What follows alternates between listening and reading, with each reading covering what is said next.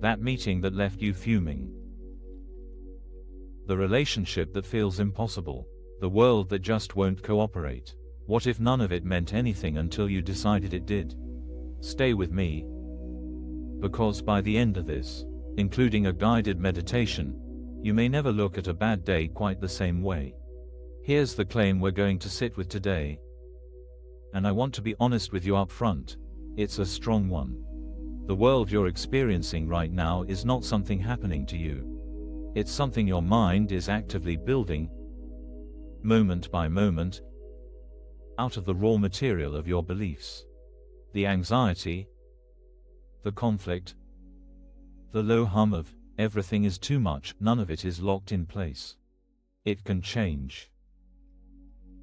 Not because your circumstances change first, but because you can learn to see differently.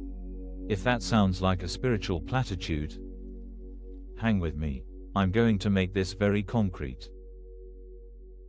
It's Tuesday morning, you're at your desk, coffee still warm, and a message lands from a colleague. 4 words, "We need to talk." That's it. No context, no tone, no emoji that might soften it, and before you've even stood up from your chair, your mind has written the entire screenplay. You've been called out. It's about last week's presentation. They're managing you out. Your career is, on some quiet level, already over. By the time you walk into that conversation 45 minutes later, you're defensive. You're rehearsing explanations. You're already arguing with a jury that exists entirely inside your own head. The email was 4 words. Your mind turned it into a crisis.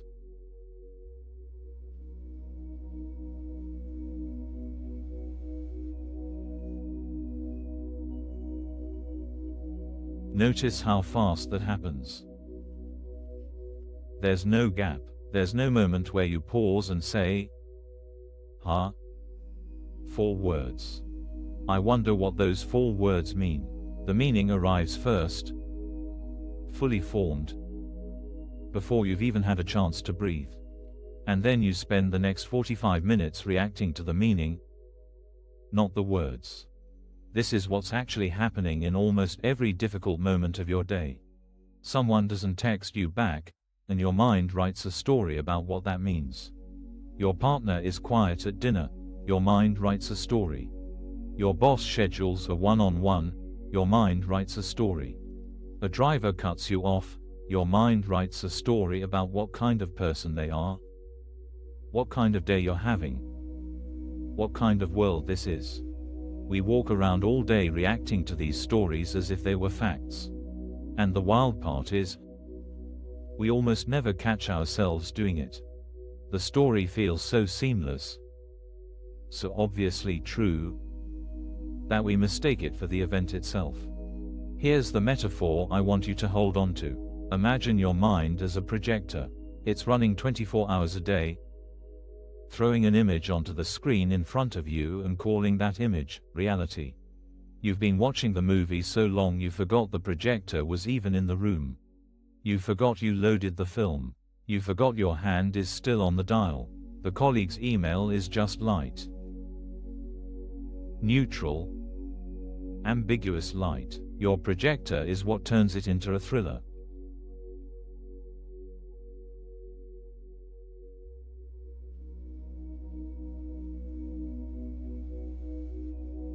Now, here's where it gets uncomfortable. Because if the projector is in your hands, that means a lot of what you've been blaming on the world, the stress, the resentment, the dread, has a different source than you thought. That's unsettling. I know, the ego, the part of us that wants to be right, would much rather the problem be out there. Out there is fixable through complaint, through control, through getting other people to behave. Out there gives us something to push against. The idea that we might be the ones writing the screenplay, that's a much harder pill. But here's the other side of it. The strangely liberating side. If you're the one loading the film, you don't have to wait for the world to change before you feel okay. You don't need your colleague to write a warmer email. You don't need traffic to clear. You don't need your in-laws to suddenly become reasonable. The projector is in the room with you. The dial is still under your hand. This isn't positive thinking. I want to be clear about that. This isn't pretending the email said something nice when it didn't. The shift we're pointing at is more honest than that. It's noticing the gap, the tiny space between what actually happened, 4 words on a screen, and the story your mind built on top of it.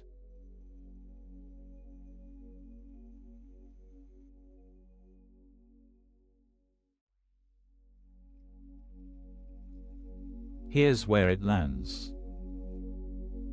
Here's the turn. Imagine catching that Tuesday morning moment in real time. The email arrives. You feel the familiar jolt in your chest. And instead of getting swept into the screenplay, you pause, just for a second, and ask, what actually happened here? And what story am I about to tell about it? That pause is everything. That's the whole practice. You're not trying to think positively. You're not trying to be enlightened. You're just noticing, for one honest second, that you have a hand on the dial. And from that pause, something interesting happens. You might still walk into that meeting. You might still discover it's a hard conversation. But you walk in differently. You're not pre-defending. You're not arguing with a jury in your head. You're actually present to the person in front of you. And you can hear what they're actually saying, which, 9 times out of 10, isn't what your screenplay predicted anyway. When you practice this, and it is a practice, this doesn't happen overnight, the low-grade hum of dread and reactivity that most of us carry around starts to quiet. Not because your problems disappeared. Your colleague might still send clipped emails. Traffic will still be traffic.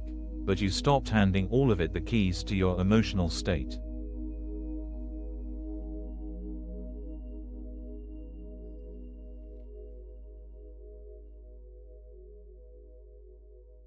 So let's go back to that desk. Same Tuesday. Same coffee. Same 4 words on the screen. This time, you notice the jolt. You notice the screenplay starting to write itself. And you do something almost embarrassingly small. You take one breath and say to yourself, wait. I don't actually know what this means yet. That's it. That's the whole shift. You haven't solved anything. You haven't reframed it into something rosy. You've just refused, for a second, to treat your interpretation as the only fact in the room. And from that one breath, the next 45 minutes go differently. You answer some emails. You drink your coffee while it's still warm. You walk into the conversation curious instead of armored. Maybe it's hard. Maybe it's nothing. But you're there for what actually is. Not for the movie you were watching on the way in.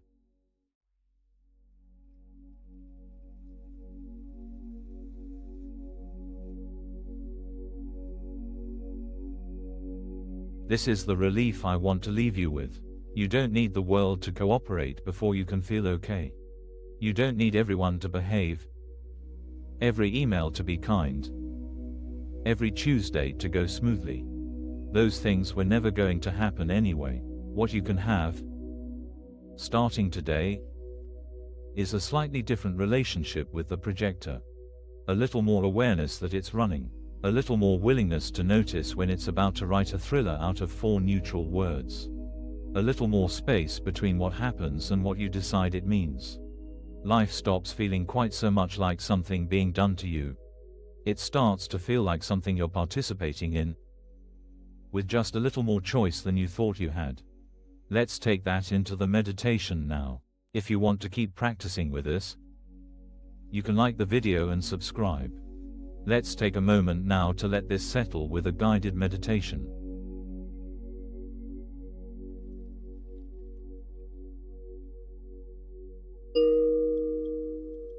Let's take a few minutes together. You don't have to sit a certain way. You don't have to close your eyes if you'd rather not. Just let yourself arrive where you already are. Feel the weight of your body, the chair, the floor, whatever is holding you. Let it actually hold you for a moment. You don't have to carry yourself right now. Notice your breath, not changing it. Just noticing it's already happening, without you having to manage it. And as you breathe, let your shoulders drop a little. Let your jaw soften. Let your forehead unclench. Now, gently, bring to mind something small from your day. A moment that bothered you. Maybe an email, a look, a delay, something minor. Notice that the thing itself was small, and notice how much your mind built on top of it. You don't have to fix it. You don't have to figure it out. Just notice, there was the event, and there was the story. And here, right now, you're welcome to set the story down for a moment. Just for these few breaths. The projector is still running somewhere in the background. That's fine. You don't have to turn it off. You're just stepping back from the screen for a moment, remembering it's a screen. Breathe. Feel how much quieter it is here, in this small space behind the story. Nothing needs your defense right now. No one needs to be argued with. No screenplay needs writing. You're just here. Breathing. Real. Let yourself rest in that for a moment. And notice, the world didn't have to change for this quiet to be available. It was here the whole time, underneath the noise. Stay as long as you'd like. When you're ready, let your eyes open, or your attention return. Bring a little of this quiet with you. Not as a technique, just as a remembering. The pause is always available. Even on a Tuesday, even at your desk. Even when the email arrives. We're glad you practiced with us today. If it's helpful, a free digital copy of A Course in Miracles is available via the link in the description. You're also welcome to leave a short comment like, "I am grateful. Thank you for spending this time here." If something landed today, let it land lightly. You don't have to do anything dramatic with it. Just notice, over the next few days, how often the projector is running, and how often you forget it's yours. Be gentle with yourself when you catch it. That noticing is the whole practice. Take care of yourself out there.